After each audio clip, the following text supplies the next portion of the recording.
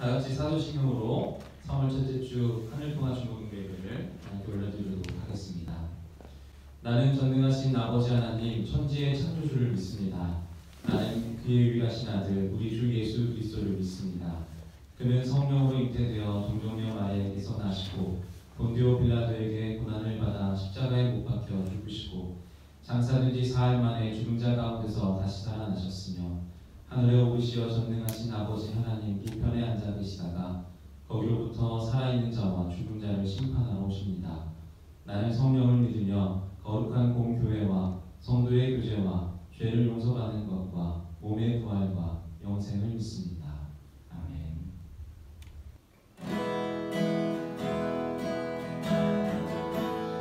우리 함께 모여 예배할 수는 없지만 하나님을 향한 우리의 사랑, 예배를 향한 우리의 열정이 식어지지 않게 소망합니다. 그런 마음으로 우리 함께 고백합니다.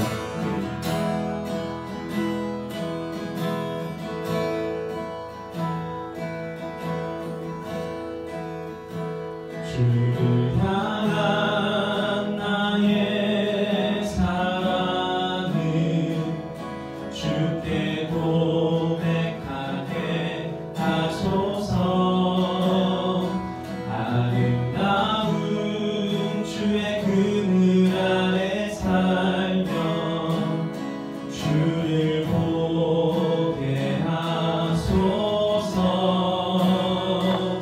주님의 말씀 선포될 때에 땅과 하늘 진동하리니 나의 사랑 고백하리라. 나의 구주 나의 친구 부드러운 주의 속삭임 나의 이름을 부르시네. 주의 능력 주의 영광을 보이사 성령을 부르소서. 내 마른 곳 거룩해지도록 내가 주를 찾게 하소서.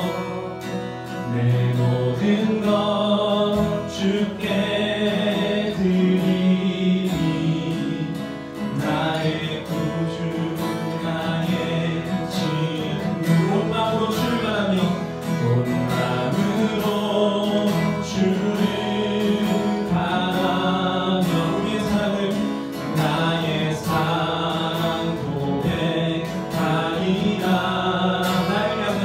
나를 향한 주님의 그 크신 사랑 간절히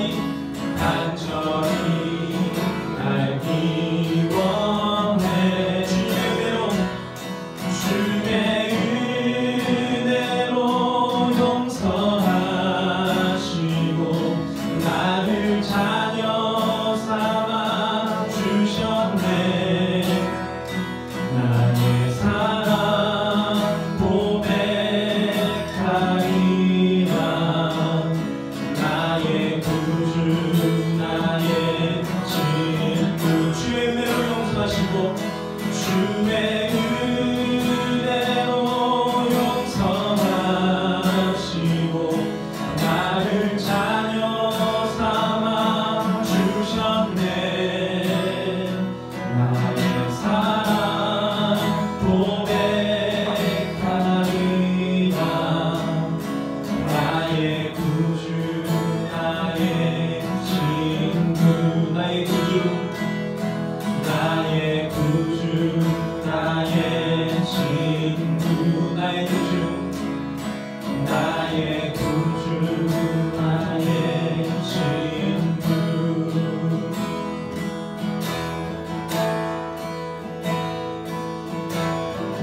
하나님 우리 나라의 어려운 상황과 우리 위기를 하나님 인도하여 주셔서 도와주셔서 함께하여 주셔서 하나님 아무 탈 없이 하나님 은혜 가운데 잘 넘어갈 수 있도록 잘 회복되어 주시도록 인도하여 주옵소서. 특별히 아픈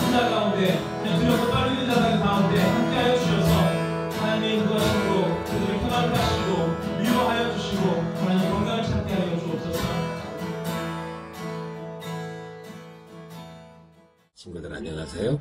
우리 다 함께 기도하겠습니다. 사랑이 많으신 예수님, 우한폐렴, 코로나19로 인하여 지금 대한민국은 건국 이래로 또한 6.25 세변 이래 가장 큰 위기에 직면하고 있습니다. 우리나라를 불쌍히 보시고 예수님의 사랑으로 도와주세요. 능력이 많으신 하나님, 지금 전염병으로 많은 사람들이 감염되고 때로는 목숨을 잃고 가정과 일터를 잃어버리고 있습니다. 전염병으로 고통을 받는 사람들을 불쌍히 보시고 하나님의 능력으로 전염병에서 우리를 건져 주옵소서. 지혜의 하나님, 우리 과천교회 중고등부 친구들이 아직 어리고 배울 것이 많고 경험할 일도 많고 멋진 세상에 나가 할 일도 많고 장차 해보고 싶고 이루고 싶은 일도 많습니다. 하나님의 지혜를 이 나라의 정치인과 지도자에게 허락하셔서 대한민국을 참담한 위기에서 건져내사 우리 친구들에게 밝고 아름다운 미래를 허락해 주시기를 간절히 기도드립니다. 예수님의 이름으로 기도드렸습니다. 아멘. 3월 1일 예배 광고하도록 하겠습니다. 코로나19로 인해 오늘 예배는 온라인 예배로 드려집니다. 과천TV 유튜브 채널을 통해 예배가 중계됩니다. 예배 후 12시 30분부터 궁금한 것들을 댓글로 올려주시면 우리 교역자들이 1일 BJ가 되어서 실시간으로 답변해 드립니다. 예배 드릴 때에 유의사항들이 있습니다. 먼저 온라인 예배는 가정에서 하나님께 드리는 주일 예배입니다. 장소는 각자 가정이지만 온 성도가 함께 드리는 공예배입니다. 그러니 예배 전, 예배 장소를 미리 정돈하고 10분 전부터 찬송으로 마음을 주님께 향합니다. 예배를 방해할 수 있는 요소들은 차단해 주시길 바랍니다. 우리가 핸드폰으로 이제 예배를 드리고 있지만 예배 이외의 다른 불필요한 행동들, 불필요한 연락들은 잠시 삼가해 주시길 바랍니다. 헌금은 온라인으로 할 수 있습니다. 과천TV 사순절 3분 묵상 영상이 업로드되고 있습니다. 예수 그리스도의 고난과 부활을 묵상하고 자신을 돌아보며 주님을 닮아가고자 훈련하는 시기입니다. 과천TV 유튜브 채널에 업로드되는 묵상 영상을 통해 함께 묵상해 주시고 묵상 후에 댓글을 남겨주시면 전일 참석한 학생에게 아주 큰 선물을 드리도록 하겠습니다. 꼭 잊지 않고 유튜브 채널 들어오셔서 함께 묵상하셨으면 좋겠습니다. 건강한 모습으로 다음 주에 뵙도록 하겠습니다. 안녕. 하나님께서 오늘 우리에게 주신 말씀 로마서 12장 12절 말씀입니다. 주님 감사합니다. 소망 중에 즐거워하며 환난 중에 참으며 기도에 항상 힘쓰며 아멘. 네, 여러분 반갑습니다. 가정에서 온라인을 통해서 예배드리는 우리 모든 친구들 너무 반갑고 또 하나님께서 이 예배를 통하여 우리를 만나주시고 또 우리에게 은혜를 주실 줄 믿습니다. 우리 한번 가족들에게 옆에 있는 분들에게 인사 한번 해볼까요? 샬롬. 네, 샬롬. 네, 지금 이 시기에 가장 필요한 그런 인사가 아닌가 싶습니다. 우리가 하나님의 평안을 우리 가족들에게 또 보이진 않지만 또 우리가 사랑하는 우리 주변의 친구들에게 하나님의 평안을 빌어주는 우리들이 되었으면 좋겠습니다. 그리고 예배드릴 때 한 가지 주의사항을 말씀드리겠습니다. 우리가 가정에서 드리는 주일 예배입니다. 그렇기에 우리가 누워서 드리거나 핸드폰을 보면서 다른 일들을 하면서 장난식으로 예배를 드리는 것이 아니라 우리가 신령과 진정으로 하나님께 예배를 드렸으면 좋겠습니다. 여러분, 오늘의 설교의 제목은 세상을 변화시키는 우리의 기도입니다. 여러분, 기도는 인간이 하나님과 교제할 수 있는 가장 중요한 도구 중에 하나입니다. 하나님은 살아계셔서 우리의 기도를 들으시고 우리의 기도에 응답해 주십니다. 그렇기에 기도는 메아리 없는 하늘을 향해서 독백하는 것이 아니라 명상을 통해 자신의 내면과 대화하는 것이 아닌 살아계신 하나님과 대화하는 것이 기도입니다. 외형적인 모습을 봤을 때는 가장 정적인 활동이지만 그 내용면에서는 무엇보다도 역동성을 갖는 것이 기도입니다. 하지만 기도를 한 번도 해보지 않은 믿지 않는 사람들은 기도를 이렇게 이해할 수 있을 것 같아요. 단순히 심리학적으로 설명 가능한 이상 체험, 그러니까 혼자 망상한다는 것이지요. 그리고 또 믿는 사람들도 기도에 관해 이런 질문을 할 수 있습니다. 응답받지 못한 기도는 우리가 어떻게 이해를 해야 할까? 그리고 우리의 모든 생각을 아시는 하나님께 우리가 기도를 굳이 해야 할까? 이미 영원전에 결정한 하나님의 예정이 있는데, 이미 하나님이 정하신 뜻이 있는데 우리가 굳이 기도를 해야 할까? 이런 질문을 우리가 가질 수 있다는 것이죠. 그래서 오늘은 기도가 어떤 의미가 있고 우리의 기도를 통해서 하나님께서 세상을 변화시킨다는 것을 우리 함께 좀 살펴보기 원합니다. 여러분, 기도라는 것은 결코 쉬워 보이지 않습니다. 과연 우리가 보이지 않는 하나님과 정말로 대화할 수 있을까요? 우리 나약한 인간이, 죄 많은 인간이 하나님과 교제하고 소통이 가능할까요? 우리가 대화라는 것은 상대방의 말함과 상대방의 응답을 느낄 수 있어야 합니다. 그래서 칸트는 이런 말을 했습니다. 의도가 그 안에 있을 수 있는 일종의 망상이라는 것이죠. 기도가 인간이 혼자 망상한다는 것입니다. 그리고 또 많은 철학자들은 기도를 가리켜서 이런 얘기를 합니다. 가장 높은 선의 성찰, 즉 개인의 생활에 있어서 도덕적인 삶을 위해서 단순히 기도한다는 것이지요. 착하게 살기 위해서 기도한다는 것이지요. 그리고 자기 기도를 통해서 자기 자신을 돌아보기 위해서 기도한다는 것이지요. 기도가 딱 거기까지라고 이야기를 합니다. 하지만 성경에서는 기도는 살아계신 하나님과 대화라고 말씀하고 있습니다. 기도를 통해서 우리는 하나님과 대화할 수 있고 우리는 기도를 통하여 하나님과 교제할 수 있습니다. 그런데 아까도 말씀드린 것처럼 우리는 기도를 했는데, 내가 정말 마음을 다해서 기도를 했는데 응답받지 못한 경우가 너무나 많습니다. 저도 그런 시절이 있었습니다. 학교 기도실에서 하루에 1시간씩 떼어서 기도를 했는데, 신령과 진정으로 마음을 다해서 기도했는데 응답이 되지 않는 거예요. 한 달, 두 달, 하루에 1시간씩 계속 기도를 했는데 응답이 되지 않는 거예요. 분명 하나님께서는 하나님의 뜻이 하늘에서 이룬 것처럼 이 땅 가운데도 이루어 주신다고 말씀하셨는데, 제가 하는 기도는, 저의 삶은 하나님의 하늘의 능력을 이 땅 가운데 가지고 살지 못한 경험을 되게 많이 해서 하나님께 참 많이 여쭈었습니다. 하나님, 왜 하나님 사랑하는 마음으로 기도했는데 응답해 주시지 않습니까? 그런 질문을 참 많이 했던 것 같아요. 여러분, 성경에서는 하나님께서 우리의 기도의 응답을 여러 차례 보증해 주셨습니다. 마태복음 7장 7절 말씀을 보니까 구하라 그리하면 너희에게 주실 것이요, 찾으라 그리하면 찾아낼 것이요, 문을 두드리라 그리하면 너희에게 열릴 것이다. 그런데 방금 말씀드린 것처럼 우리의 기도에 응답하지 않는 하나님을 보면 우리는 너무 답답하고, 하나님 정말 살아계실까라는 질문을 가질 수 있다는 것입니다. 여러분, 그런데 고린도후서 12장 8절 말씀에 따르면 3번 간구한 바울의 기도는 응답받지 못합니다. 하지만 기적은 그때에 일어났습니다. 바울은 하나님의 음성을 응답으로 받아들였습니다. 사도행전 9장에서 그의 회심 때에도 그러하였습니다. 내 은혜가 내게 족하다. 이는 내 능력이 약한 데서 온전하여 짐이니라. 하나님께서는 사도 바울에게 족하다, 충분하다, 하나님의 은혜가 너에게 충분히 있다라고 말씀해 주십니다.